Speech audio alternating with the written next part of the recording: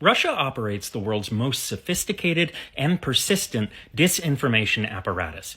Today, they wield a powerful network of bots, troll farms, and fake versions of Western media outlets that drive global conspiracy theories and shift public opinion in Russia's favor.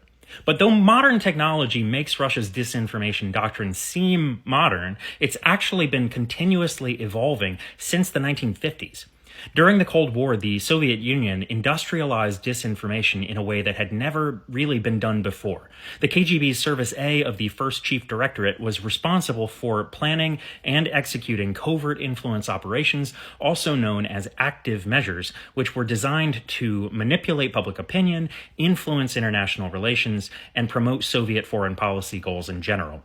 Active measures were the heart and soul of the Soviet intelligence effort, and in the early 80s, they became the responsibility of every KGB component, not just the specialists. But at its height, Service A employed about 15,000 people on its own, and every KGB officer was required to spend at least 25% of their time devising disinformation campaigns.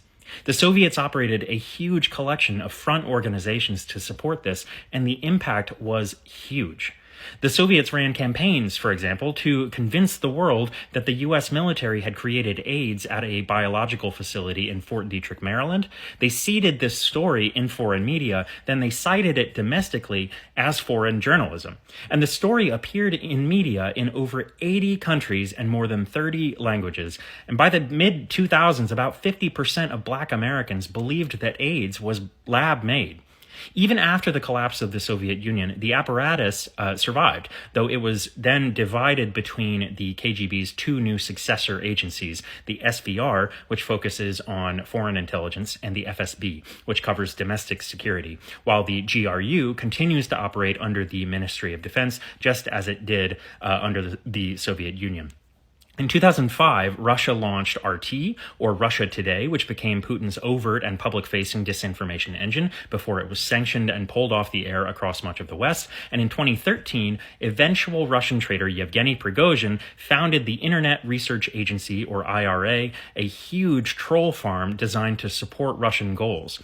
Under Putin, former KGB and FSB officers permeate every level of the Russian government, and they've continued their focus on disinformation in various contexts, like Russia's invasions of Georgia and Ukraine, its downing of Malaysian Airlines Flight 17, Brexit, and elections across the US and Europe.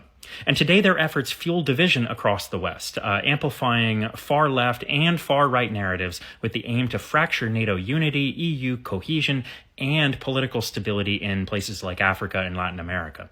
The reality is, Russia is capitalizing on decades of institutional expertise, and the rise of AI and other technologies only make this more dangerous than it ever has been.